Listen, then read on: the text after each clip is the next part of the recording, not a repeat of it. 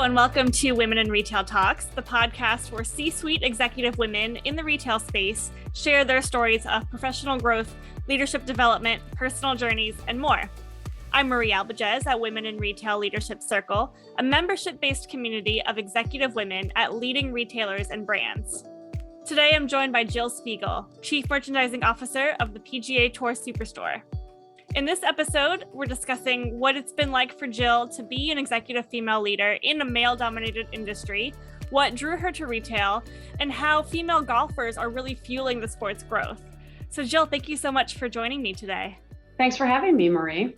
So I'm excited to jump in. I was wondering if you could just first tell us, as Chief Merchandising Officer, tell us a little bit about your responsibilities at the PGA Tour Superstore. Okay, so as a Chief Merchandising Officer, I have a team of just shy of 40 people. So my team is responsible for all merchandising, department location planning, and I also have visual merchandising that reports into me. So I have a team of merchants, and their responsibility is to work very, very closely with our vendor partners to strategize, plan, and purchase products at a top side and category level. I also oversee financial plans at the department and store level. And with that, as is a planning team, and they work in partnership with the merchants and they build plans at the location level. And then visual merchandising, as I mentioned, reports into me, and that team lays out new stores, they determine the visual presentation and develop new concepts because we're always trying to evolve and stay ahead of the current trends. And then I have a team of divisional merchandise managers, and their job is they're in the field because we have stores all over the country, and they're really the liaison between my team here in the store support center and the stores. They're really our eyes and ears, making sure that the stores are executing and that we're communicating clearly from our end. So they're really the liaison back and forth. Can you elaborate a little bit on the planning process that you have as CMO? Yes. So it's very different now that we have as many stores as we do. And different from my past, our stores are all over the country. So it's really important that the merchants and the planners understand the differences and the nuances by market. So for example, in our resort stores, we sell a lot more women's apparel. So we have to make sure that we understand those differences and we buy accordingly. And there are some brands that might sell better on the West Coast, and there's brands that sell better on the East Coast. So if you go into one of our stores, maybe in the Northeast, and then you go into one of our stores in Palm Desert, California, the mix of business can be very different. There's a lot of commonality, but you're going to walk into that Palm Desert store and look at our women's apparel assortment and say, wow, that's tremendous. So it's really different based on where stores are. And I think when you work for a big department store, I can say that firsthand, some of that gets lost in translation and the assortments get very generic and dumbed down. And I think that's why our business has continued to grow and be profitable, because we spend a lot of time making sure we have it right by store, by department, by location. So. Sounds like a super important job. And I'm excited to get into how you manage all of these people, what your leadership style is like. But first, I would love to hear a little bit about how you got started in retail. What really drew you to it? Well, it's funny because I went to Michigan State years ago, and I was an advertising major. So my goal was not really to get into retail at the time. And I was visiting her on spring break.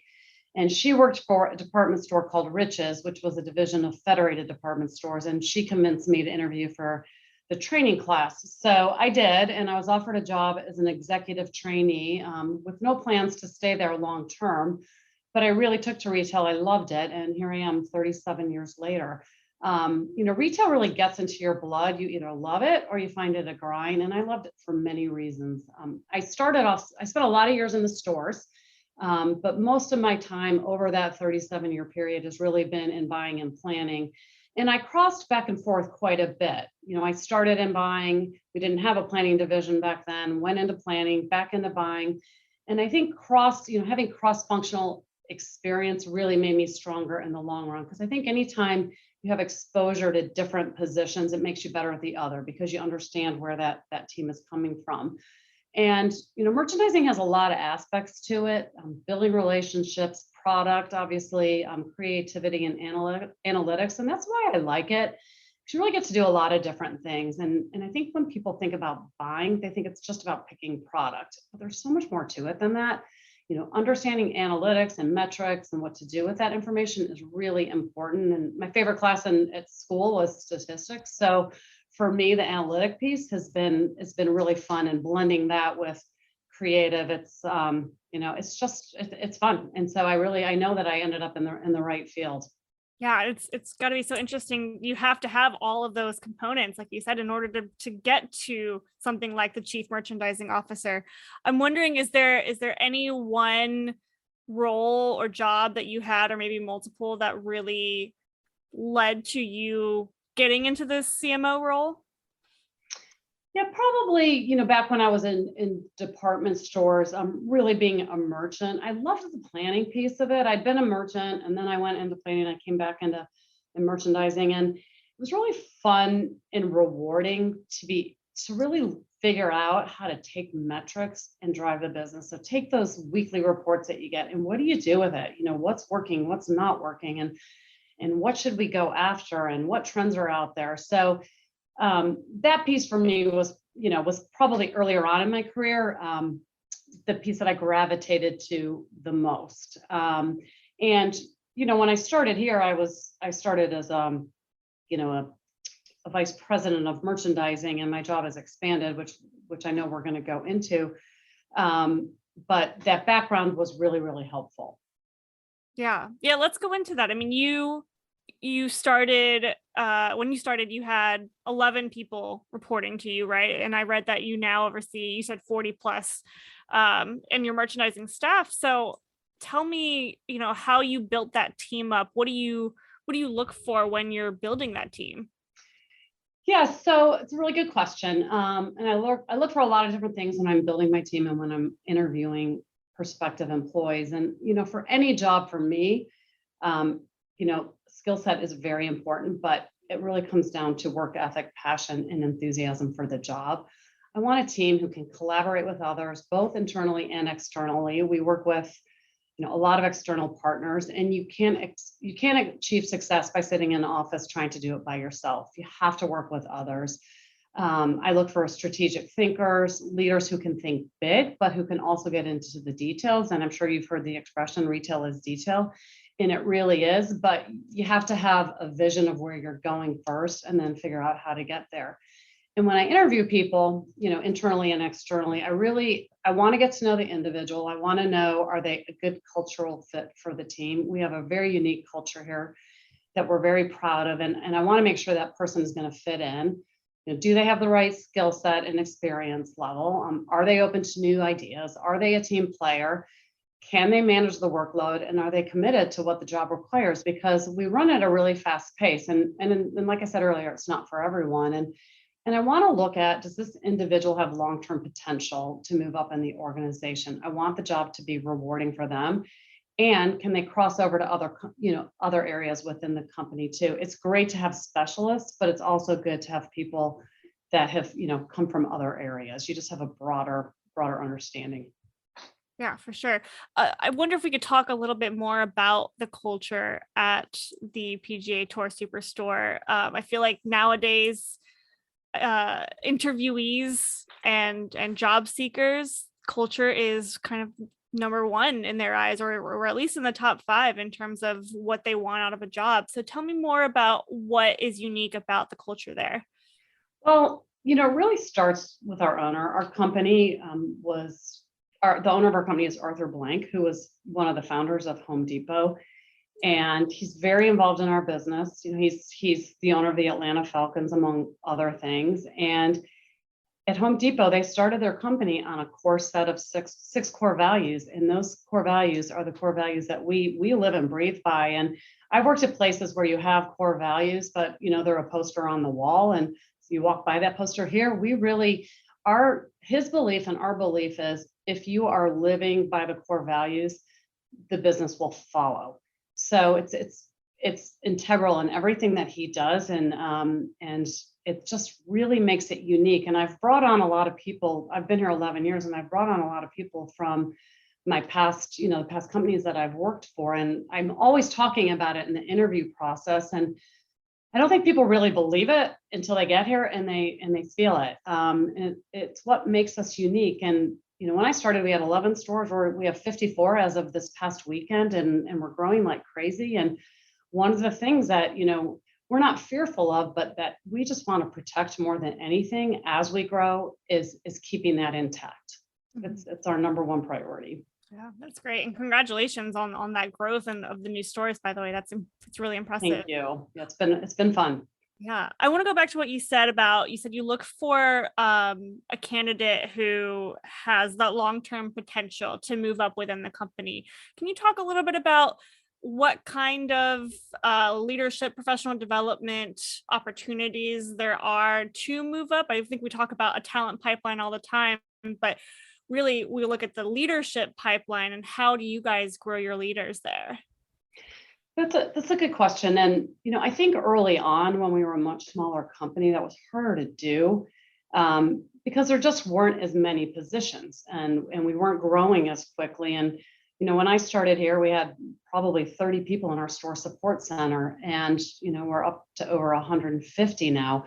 So there's a lot of different places you can go. Merchandising was just buyers and assistant buyers when I started. We now have a planning department, and we have a visual department, and outside of my pyramid, we have marketing and finance. So, and I think what we've done a really nice job of as we've grown is we have a lot of people here that started with the company, and they've been here since day one. And then we've brought on people. We all came from the outside. We all started somewhere else, but we've brought on a lot of people from different areas, different companies that really bring a unique point of view and a different point of view. And so that's really helped us grow as well, and helped us become who we are. So there's just a lot more places to go. We have a lot of internal training that we do. We do a tremendous amount of training with our store associates, and a lot of training inside the office.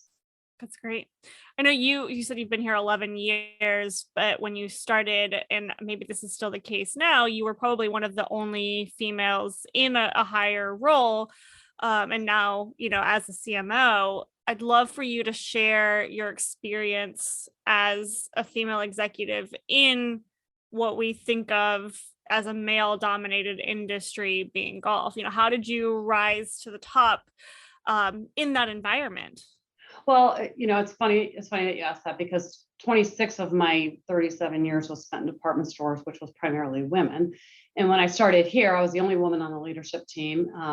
And the overall mix of male female was not what I was used to. Obviously, there were a lot more men than women, but a lot has changed over the last decade, not only within our company, but within sports in general. And we have a lot more women in senior leadership positions. I'm not the only female on the senior leadership team. And the male-female ratio in our store support center is getting very close to 50-50. So it's really, really changed. And, when I started, even though I was the only female on the leadership team, it really didn't bother me. I wasn't treated any differently. I brought a different background and a different point of view to the table. So for me, it was really a benefit. The overall golf industry outside of our company, referring to the manufacturers, that's much more male dominated. So that took some getting used to, but you have to remind yourself, you were hired for a reason. You have a skill set and experience. That's why you're there. So work hard, develop relationships, and you'll get ahead, and success will follow. So, here at the PGA Tour Superstore, we're really doing a lot to support our women's associates. New this year, we have a women's associate resource group. And we do have a lot of people that are new to golf or new to the industry, and we want them to understand the game. It makes coming to work every day a lot more fun. We've hosted clinics. We've introduced them to the fundamentals of the game. We take them out on the course. So it's really been fun to see them get excited about it. And if you look at women in sports in general, it's really been a banner year. I mean, a couple examples are the U.S. women's national soccer team just reached a settlement for equal pay, which was a huge win. You're seeing women, you're seeing women coaches and in male sports. And the purses in golf, specifically in the LPGA, they've gone up to $90 million from $67 million in 2019. And I recently, I spent time at the KPMG, which is one of the women's majors at Congressional, which was recently completely renovated. So the women are playing, when they're playing at Muirfield coming up, they're playing at these courses that typically, the PGA Tour has played at. So it's really great to see. There's a long way to go, but I think a lot has changed, and I think the industry in general is really excited about this category. The women now account for 25% of golfers, and almost 40% of new golfers are women. Our women's business is tremendous. We've always had a very developed women's business, especially on the apparel side and the footwear side. We have stores that actually, in some of our resort markets, that do more women's business than men's business, which is really unheard of when you think that the industry's 25-75. Mm-hmm. Our apparel business has doubled since 2019, and our women's equipment business is up over 120%. We're going to sell over 11,000 women's package sets this year, which is a pretty staggering number. So, golf is really gaining traction with this segment of customers for many, many reasons. During COVID, it was a great way to get outside, spend time with friends, spend time with families. It's a great way to be social and get exercise. But it's not just about that. You have a lot of women who are competitive. But 9 holes, it's 9 holes of golf is a 2.5 mile walk. So it's, you're kind of accomplishing a couple of things at once. And I think one of the most important aspects of it, if you're a career woman, it's really good on the professional front. It's great for networking and building relationships with peers and external business partners. And I can personally attest to that. And nearly 60% of women golfers feel that golf's contributed to their professional success. So it's good on so many fronts. Yeah. So how much do you attribute the growth of female customers to COVID and wanting to spend more time outside versus just, mixing in what you said about all of the successes that female athletes have had lately? Do you think that that's part of it? Like, what do you attribute to what?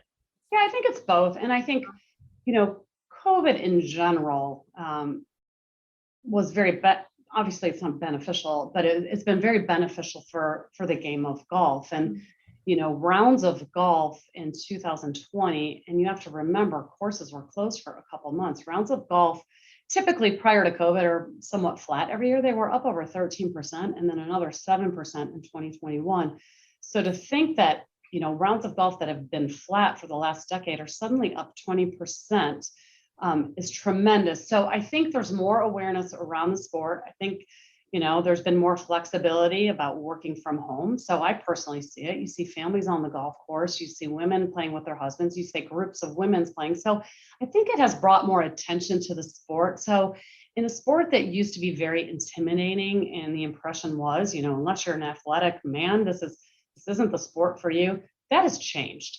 And, and we feel, and it's a lot of fun, and we feel responsible in growing golf in general, but also make it welcoming for this category of players. You don't want people to come to the course or to come into our stores and be intimidated. You want to welcome them with open arms, and it's for beginners. It's for everybody. So I think COVID had a lot to do just to bring interest to the sport, and it's fortunately 2.5 years into this, we're still seeing that. Yeah. I love what you said about the golf game being a great opportunity for professional women to network. I'm assuming that you have golfed in your life and that has happened. So any advice for women who, want those networking opportunities and have no idea how to get on the golf course? Yeah, I've been asked this question before, and I see it even here with some of the people that I work with. And I'm like, just get out there, go to a public driving range, give it a try, and don't worry that you're not good. It's going to come, and grab a couple other women that are just starting out, or grab somebody like me. I'm not great, but I like it, and I'm patient, and I love playing golf with people that are just starting out and being encouraging. And I would say, learn the sport, understand the rules. It's a big part of what golf is, but don't let that intimidate you. It's the end of the day, it's about exercise. It's about, the social aspect of it. And it's about having fun. And it's great networking, But, people feel like there's all these barriers to golf. You have to belong to a club. You don't. We have hitting bays in our stores. You can come into our stores and hit balls. So there's a lot of avenues to get started in the sport. Yeah, I feel like that advice also goes for just networking in general, especially as a woman, So I'm curious, what are some of the things that you think the next generation of female retailers, female retail leaders should be focused on if they want to advance their career? Networking possibly being one of them. Yeah, I think networking is important. Be an expert at what you do. Have not only that, you have to be a specialist and a generalist. Have a broad understanding of the industry that you're in. Surround yourself with a strong team. I learned that early on in my career. You're only as good as the people that work for you. Build and nurture relationships. This is a people business. It's critically important. Listen and be present. There's so many distractions today where we're all going a million miles an hour. Social media, you go to meetings now, people have their iPad, they're looking at their phone. But, it's really important to take the time, be present. Otherwise, don't bother coming. Embrace change. Change is happening faster than it ever has. So be open to that. It's like you did it one way for a lot of years. You're going to be doing it a different way tomorrow. This is a big one for me. Step out of your comfort zone and take on new challenges. It's easy to coast once you're comfortable, but you're not going to grow unless you try new things. I would say speak up and be heard. Know that you have a lot to offer and speak with confidence and authority. Yeah, that's all such great advice. And I'm wondering if there was any in particular that you learned as a result of something that went wrong or that went right, and how you've seen your management style and your leadership style change over the years, perhaps because of some of the advice that you just gave. Yeah, the one that I learned from another woman that I work with was really you're only as good as your team. So you got to have the right people in place. And I think for me, my goal has always been to build a team that works hard together, that challenges each other, but they have fun while they're doing it. And I think I've accomplished that. And, and I'm proud of that. And I want them to feel that way. I can be tough at times. I have high expectations. But with that said, I care about a lot of the people on my team and I want them to work for me and I want them to enjoy coming to work every day. Yes, it's a job, but you don't want it to feel like it's a job. You want to be getting up, coming here and just knowing that, you're going to accomplish something important that day. Yeah, it's amazing how much more productive and how easy it is when you do have a good team beside you. That affects so much of your job. So I agree with you. Okay, so in the last few minutes that we have left, Jill, I'm curious what you are looking forward to both professionally and personally for the last half of the year and even beyond into 2023. Well, Marie, the timing of your question is perfect because we just finished the first half of our fiscal year. We're a February through January, like most retailers. And from 19 to 21, we grew our business over 90%. So for us, it's really rewarding to see growth on top of that for the first half of the year. We're continuing to see growth on top of that 90%, especially with all the economic headwinds that are out there. I look forward to watching the company's continued growth along with the growth of the overall golf industry. When I started 11 years ago, as I mentioned, we only had 11 stores in an industry that was really flat. So for us to grow, it was really just about getting market share, and we're doing that, but the industry is growing at the same time. We'll have close to 60 stores by the end of this year, and we have plans to grow it even at an even quicker pace the next couple of years. And not only are we growing, the whole industry is growing, and the golf industry has really never been healthier.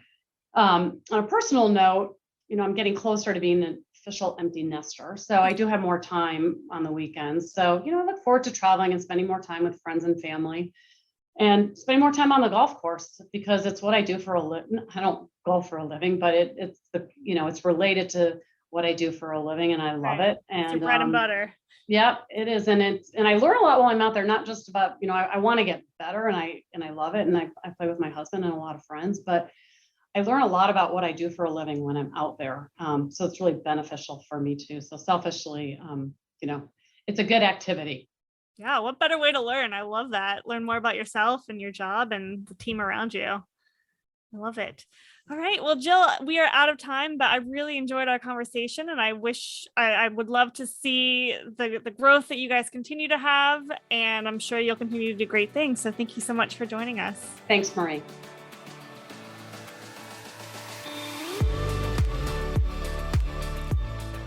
Thanks for listening. For more information on this podcast, please go to womeninretail.com/podcasts for show notes. Women in Retail Talks is available on Apple Podcasts, Google Podcasts, Stitcher, and Spotify. Make sure to subscribe on our podcast channel page as well. If you've enjoyed this episode, please take a few moments to rate and review our show. Lastly, if you're a female retail leader interested in joining our community at Women in Retail Leadership Circle, visit womeninretail.com/apply. Thanks, and until next time, this has been Women in Retail Talks.